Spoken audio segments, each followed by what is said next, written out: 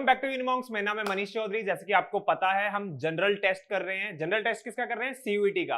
Alright, CUET के आपके जो है सिलेबस में आपके जो आपके एग्जाम्स होते हैं उसमें एक पेपर है that is general test. General test को हम कवर कर रहे हैं। उसका जो है सिलेबस है उसमें एक सिलेबस में एक पॉइंट आता है आपका जनरल पॉलिटी का। हम जनरल पॉलिटी को कवर कर रहे हैं। ऑलराइट, ऑलरेडी मैं आपको कॉन्स्टिट्यूशनल डेवलपमेंट बता चुका हूं इससे पहले वाली वीडियो में, ठीक है, जिसमें हमने डिस्कस किया था regulating act, Pitt's India act, charter act हमने डिस्कस किए थे तीनों, फिर government of India act, Indian council act किए थे and then again government of India act. ठीक है, ये सारी चीजें हम ऑलरेडी डिस्कस कर चुके हैं। आज की इस वीडियो में हम देखने वाले हैं making of the Indian constitution, यानी कि हमारा जो आज का कॉन्स्टिट्यूशन, आज का जो हमारा संविधान है वो बना कैसे था एक्चुअली। ठीक है, उसके लिए मैं आपको जो है ज्यादा स्टोरीज नहीं बताने वाला हूं क्योंकि आपके सीयूईटी में वो ज्यादा इंपॉर्टेंट नहीं है। आपके सीयूईटी में जो इंपॉर्टेंट फैक्ट्स हैं वही मैं आपको बताने वाला हूं, जो पॉसिबिलिटीज है कि आपको क्वेश्चन पेपर में मिल जाएगी।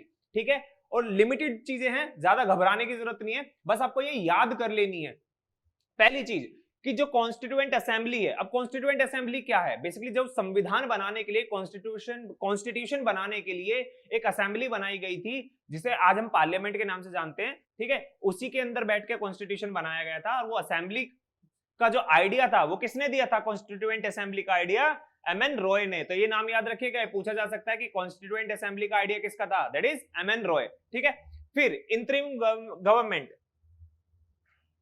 फिर इंटरिम गवर्नमेंट कब बनी थी? 2 सितंबर 1946 को। ठीक है, जब हम हिस्ट्री पढ़ेंगे ना तब मैं आपको एक्सप्लेन करूंगा इंटरिम गवर्नमेंट क्या होती है क्या नहीं होती है। ठीक है, लेकिन अभी के लिए आपको ये डेट याद रखनी है कि इंटरिम गवर्नमेंट कब बनी थी? 2 सितंबर 1946 में। और जब ये इंटरिम गवर्नमेंट बनी थी उस टाइम पे इंडिया पे रूल जो कर रहे थे वो कौन कर रहे थे? वाइस रॉय। ठीक है, हेड कौन थे? वाइस रॉय। तो वाइस रॉय की एक एग्जीक्यूटिव काउंसिल होती थी, उस एग्जीक्यूटिव काउंसिल का जो वाइस प्रेसिडेंट था वो कौन था? वो थे जवाहरलाल नेहरू। तो आपसे पूछा जा सकता है कि एग्जीक्यूटिव काउंसिल के वाइस प्रेसिडेंट कौन थे? जवाहरलाल नेहरू। और प्रेसिडेंट कौन होंगे? प्रेसिडेंट थे उस टाइम पे जो वाइस रॉय थे। ठीक है, नाम याद रखिएगा, Jawaharlal Nehru was vice president. Then जो सबसे पहली मीटिंग हुई थी, सबसे पहली मीटिंग किसकी? कॉन्स्टिट्यूएंट असेंबली की। और कॉन्स्टिट्यूएंट असेंबली किसके अंडर बनाई गई थी? दैट इज कैबिनेट मिशन के अंदर। यानी कि जब आप हिस्ट्री पढ़ेंगे, अगेन वही मैं आपको चीज दोबारा बोलूंगा, हिस्ट्री में हम कवर करेंगे, पॉलिटी में हम उतना नहीं पढ़ेंगे। एक कैबिनेट मिशन आया था, कैबिनेट मिशन ने बताया था कि ठीक है हम जो है कॉन्स्टिट्यूएंट असेंबली बनाएंगे। उस कॉन्स्टिट्यूएंट असेंबली को बनाने के बाद जब उसकी सबसे पहली बार मीटिंग हुई, वो पहली मीटिंग कब हुई थी? वो हुई थी 9 दिसंबर 1946 एंड 9 दिसंबर 1946 को। तो आपको क्या याद रखना है कि फर्स्ट मीटिंग कब हुई थी? 9 दिसंबर 1946। और ये कॉन्स्टिट्यूएंट असेंबली किसके अंदर बनी थी? कैबिनेट मिशन के अंदर। ठीक है, नेक्स्ट आता है हमारा जो जब ये कॉन्स्टिट्यूएंट असेंबली बनेगी ना, कॉन्स्टिट्यूएंट असेंबली बनने के बाद उसका जो एक टेम्परेरी प्रेसिडेंट अपॉइंट किया गया था, टेम्परेरी प्रेसिडेंट अपॉइंट किया गया कॉन्स्टिट्यूएंट असेंबली का। तो कौन था वो? डॉक्टर सच्चिदानंद सिन्हा। नाम याद रखिएगा, डॉक्टर सच्चिदानंद सिन्हा। ठीक है, अगेन जब ये टेम्परेरी प्रेसिडेंट बन चुके थे, इसके बाद परमानेंट प्रेसिडेंट बनाने थे। परमानेंट प्रेसिडेंट ऑफ असेंबली कौन बने थे? That is doctor Rajendra Prasad. ठीक है, जो हमारे पहले प्रेसिडेंट ऑफ इंडिया भी थे, तो याद रखिएगा डॉक्टर राजेंद्र प्रसाद। देन उसी असेंबली के वाइस प्रेसिडेंट्स भी अपॉइंट किए गए थे, 2 वाइस प्रेसिडेंट थे, उनका नाम था एचसी मुखर्जी और वीटी कृष्णमाचारी। ठीक है, ये दोनों नाम याद रखिएगा, क्या नाम थे? HC Mukherjee and VT Krishnamachari. ठीक है, नेक्स्ट जब कॉन्स्टिट्यूएंट असेंबली बन गई, देखो कॉन्स्टिट्यूएंट असेंबली बन गई, सारे लोग बैठे हैं कि अब जो है हम इंडिया का कॉन्स्टिट्यूशन बनाने वाले हैं। तो कॉन्स्टिट्यूशन बनाने के लिए एक ऑब्जेक्टिव रेजोल्यूशन पेश किया गया था कि हमारा उद्देश्य क्या होने वाला है जो हम संविधान बनाएंगे। ऑब्जेक्टिव रेजोल्यूशन पेश किया गया था 13 दिसंबर 1946, यानी 13 दिसंबर 1946 को ऑब्जेक्टिव रेजोल्यूशन पेश किया गया था। और ये किसके द्वारा पेश किया गया था? ये पेश किया गया था जवाहरलाल नेहरू के द्वारा। तो नाम याद रखिएगा, ऑब्जेक्टिव रेजोल्यूशन को इंट्रोड्यूस किसने किया था? जवाहरलाल नेहरू। किस डेट को किया था? 13 दिसंबर 1946 को। ठीक है, जीवी Mavalankar was the chairman of legislative body. अब यहाँ पे आपको ना बहुत ज्यादा कंफ्यूजन हो जाएगा कि जिन्होंने पॉलिटी नहीं पढ़ी उनको क्या पता कि भाई ये क्या बात हो रही है, लेजिस्लेटिव बॉडी और यहाँ पे असेंबली की बात हो रही है। ठीक है, सपोज मान लो, देखो ये है हमारा पार्लियामेंट है, यानी कि आज का पार्लियामेंट ही मान लो। ठीक है, पार्लियामेंट है, तो इसमें जब कॉन्स्टिट्यूशन बनाया जाता था, यानी कि कॉन्स्टिट्यूशन बनाने के लिए जो सिटिंग होती थी ना, उस टाइम पे जो प्रेसिडेंट थे हमारे वो थे डॉक्टर राजेंद्र प्रसाद। लेकिन उसी टाइम पे हमें देश भी चलाना है। आज देखते हैं ना पार्लियामेंट में कानून बनते हैं, जो पार्लियामेंट में कानून बनते हैं उसके चेयरमैन जो स्पीकर हैं किसके, लोकसभा के, चेयरमैन किसके हैं, राज्यसभा के। तो लोकसभा के जो स्पीकर हमारे ओम बिरला, उसी तरीके से जो उस टाइम पे लेजिस्लेटिव बॉडी के चेयरमैन होते थे वो कौन होते थे, जीवी मवलंकर। यानी कि वो पैरेलल चल रहा है, एक तरफ कॉन्स्टिट्यूशन भी बन रहा है, एक तरफ जो है डे टू डे लाइफ के कानून भी बन रहे हैं, ठीक है। अब नेक्स्ट आता हमारा नेशनल फ्लैग कमेटी।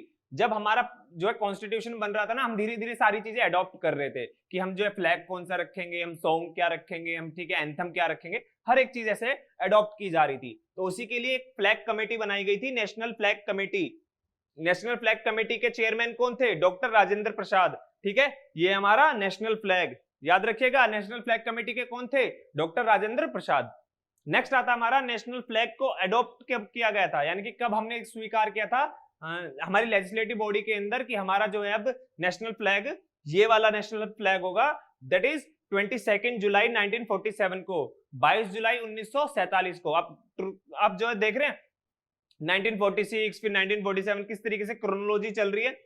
नेक्स्ट है हमारा कॉन्स्टिट्यूएंट असेंबली के टोटल कितने सेशन हुए थे, जो हमारा आज का संविधान है ना उसको बनने में कितना टाइम लगा था, कब से कब तक सेशंस हुए थे, टोटल 11 सेशंस हुए थे।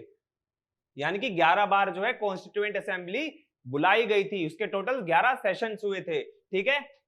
ये आपसे पूछा जा सकता है, ठीक। फिर कॉन्स्टिट्यूशन इनेक्ट और अडॉप्ट कब किया गया था, दैट इज 26 नवंबर 1949 को, और इसी को कहते हैं हम हमारा कॉन्स्टिट्यूशन डे, ठीक है। याद रखिएगा कॉन्स्टिट्यूशन डे कब होता है, 26 नवंबर 1946, और इसी दिन हमारा कॉन्स्टिट्यूशन इनेक्ट और अडॉप्ट हुआ था। अब आप कहेंगे जी सर जो है 26 जनवरी को क्या होता है, 26 जनवरी 1950 को क्या होता है।